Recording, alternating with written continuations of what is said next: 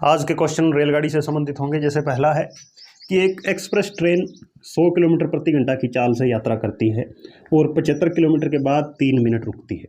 वहीं local train 50 kilometre की चाल से यात्रा करती है और 25 किलोमीटर के बाद 1 मिनट के लिए रुकती है।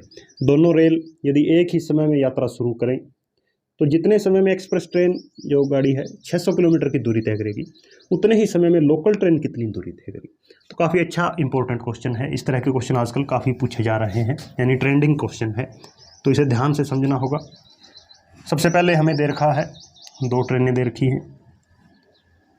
तो मान लेते हैं ये पहली ट्रेन है, एक्सप्रेस है, इसकी स्पीड ज़्यादा है, और दूसरी ट्रेन चूँकि लोकल है तो उसकी स्पीड कम हो जाएगी।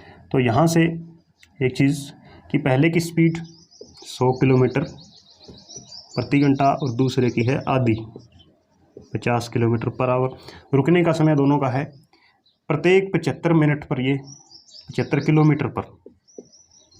किलोमीटर पर रुकेगी, फिर 75 किलोमीटर, फिर 75, इस तरह से रुकती हुई। और रुकती कितनी है? 3-3 मिनट के लिए ये भी रुकती है। और इसका स्टॉपेज है 25 किलोमीटर के बाद, फिर 25, इस तरह ये 1-1 मिनट रुकती हुई जाती है। तो इतना क्वेश्चन समझने के बाद फिर कहता है जितने समय में एक्सप्रेस गाड़ी 600 किलोमीटर की दूरी तय करेगी। ये गाड़ी जब तक 600 किलोमीटर की दूरी तय करेगी तो जितना समय लगेगा उतने ही समय में ये गाड़ी कितनी दूरी तय कर लेगी। तो क्वेश्चन हम समझ चुके हैं। सीधा कह रहा है कि पहले हमें समय ज्ञात करना होगा एक्सप्रेस गाड़ी के लिए कि 600 किलोमीटर तय करने में कितना समय लगेगा। तो एक्सप्रेस गाड़ी के लिए 600 किलोमीटर दूरी है, चाल क्या है 100 किलोमीटर प्रति घंटा, तो इस हिसाब से उसे 6 घंटे तो सीधे लग जाएंगे 600 किलोमीटर में। लेकिन इसके साथ क्या चीज़ें हैं कि रुकती भी है वो। अब 75 किलोमीटर पर रुकती है, फिर 150 पर, 225 पर, 300 पर, 375 पर, इस तरह से रुकती तो 600 किलोमीटर तय करने में कितनी बार रुक जाएगी? 600 को 75 से भाग दें, सीधा आता है 8। तो 8 बार रुकेगी और अपने 600 किलोमीटर के मार्ग तक पहुंच जाएगी। लेकिन जो 8वीं बार रुक रही है, ये स्टॉपेज कहाँ होगा? ये बिल्कुल 600 किलोमीटर पहुंचकर, यानी अपने गंतव्य स्थान पर पहुंच जाएगी, फिर रुकेगी 3 मिनट के लिए। तो फिर 3 मिनट के लिए रुके, आधे घंटे के लिए रुके, उससे हमें कोई मतलब नहीं है। इसका मतलब जहाँ से उसने यात्रा शुरू की है और 600 किलोमीटर तक, बीच में वो 8 बार नहीं, बीच में वो केवल 7 बार रुकेगी। ये चीज़ हमेशा आपने ध्यान रखनी है। तो 7 बार रुक रही है और एक जगह पर कितने मिनट? 3 मिनट। तो 7 ये 21 मिनट।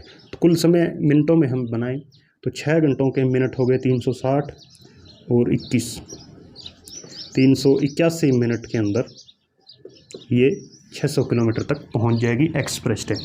तो क्वेश्चन कहता है इतने ही मिनटों में, 381 मिनट में लोकल ट्रेन कितनी दूरी तय कर लेगी। तो अब हम देखें, लोकल ट्रेन की स्पीड है 50 किलोमीटर पर आवर और रुकती है प्रत्येक 25 किलोमीटर पर, फिर 25 पर। तो जैसे ही पहला घंटा संपन्न होता है इसको, लोकल ट्रेन को शुरू हुए, यानी पहली 60 मिनटों के अंदर ये 2 बार रुक चुकी है। यानी 25 किलोमीटर पर रुकी 1 मिनट के लिए, फिर 60 पर रुकी 1 मिनट के लिए, यानी 60 मिनट में 2 बार रुक गई वो, 62 मिनट हो चुका है। यानी पहला जो इसका 50 किलोमीटर कंप्लीट होता है तो उसे लगते हैं 62 मिनट, फिर अगले 50 के लिए फिर 62, फिर 62, इस तरह से 62 मिनट ये जो यात्रा कर रही है 50 किलोमीटर के हिसाब से हम लेकर चल रहे हैं। तो 381 मिनट, ये भी मिनट हैं, इसको हमें लेके जाना होगा 381 तक। तो 62 को हम यदि 6 से गुणा करें, 6 दूने 12, हासिल 1, छिकम छिके 36 और 1 37, तो 372 मिनट, 372 मिनट तक उसकी कितनी यात्रा हो गई? 50-50 के हिसाब से उसके हमने 6 भाग ले लिए हैं, तो 50 गुणा 6, तो 300 किलोमीटर तो ये हो गया। पहले 372 मिनट के अंदर उसने दूरी तय कर दी 300 किलोमीटर लोकल ट्रेन में। लेकिन समय कुछ और बचा हुआ है, कितना? 9 मिनट अभी भी बचा हुआ है। यानी इसमें से जब ये माइनस करेंगे, अब 9 मिनट में वो कितनी दूरी तय करेगी? उसकी चाल है 50 किलोमीटर प्रति घंटा, और मिनटों, चूँकि ये मिनट है तो इस प्रति घंटे की चाल को भी हम मिनट बना देते हैं, 0 से 0 कैंसिल, और ये है समय और ये चाल, तो समय और चाल की गुणा करते हैं, दूरी मिलती है।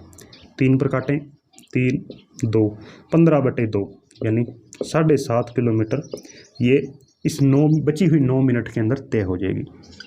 तो 300 प्लस 7.5 यानी कुल आंसर हो जाएगा हमारा टोटल फाइनल कि 307.5 किलोमीटर दूरी तय होगी उतने ही समय में जितने में कि ये 600 किलोमीटर दूरी तय करती है। ट्रेन प्रॉब्लम में अगला क्वेश्चन है कि 2 ट्रेन एक ही समय पर एक दूसरे की ओर यात्रा शुरू करती हैं।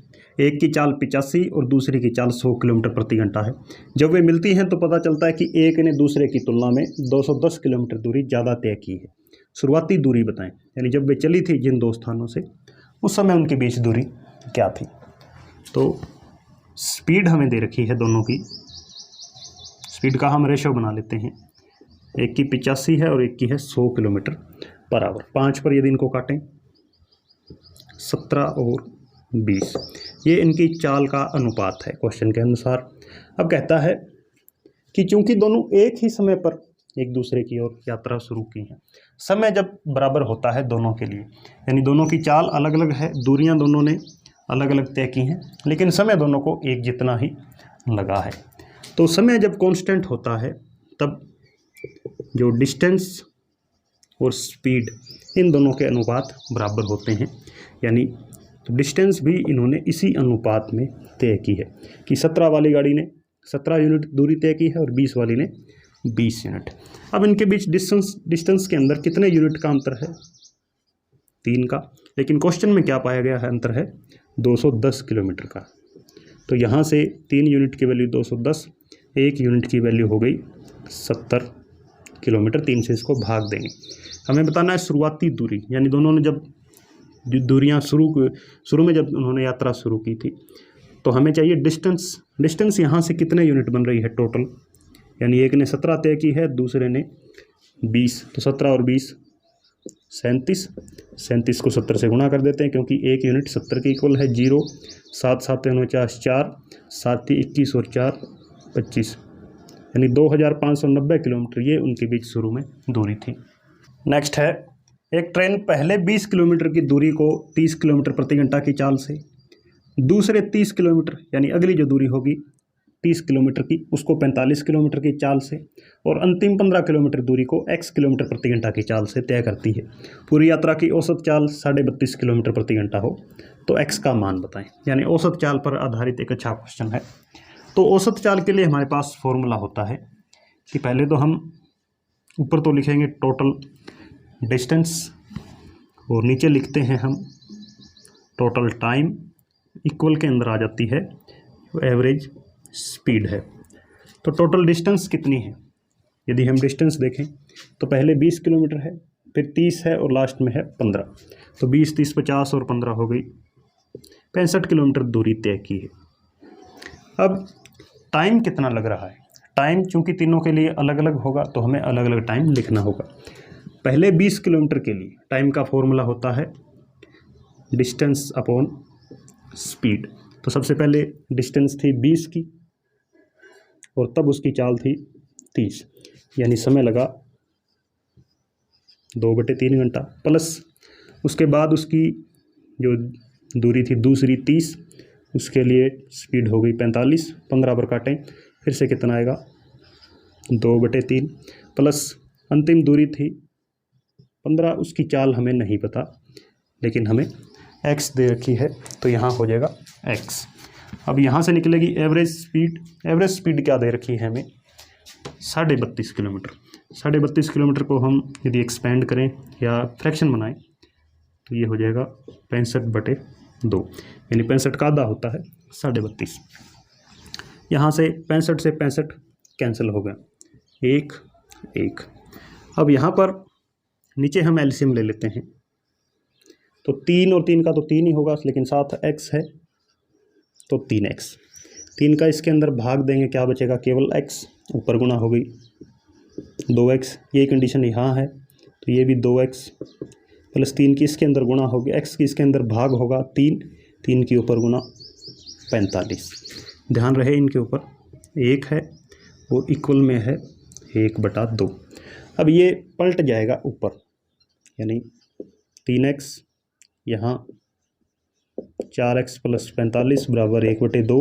अब तिरछी गुणा कर देंगे तो यहाँ हो जाएगा 6x बराबर इसकी इधर गुणा होगी 4x + 45।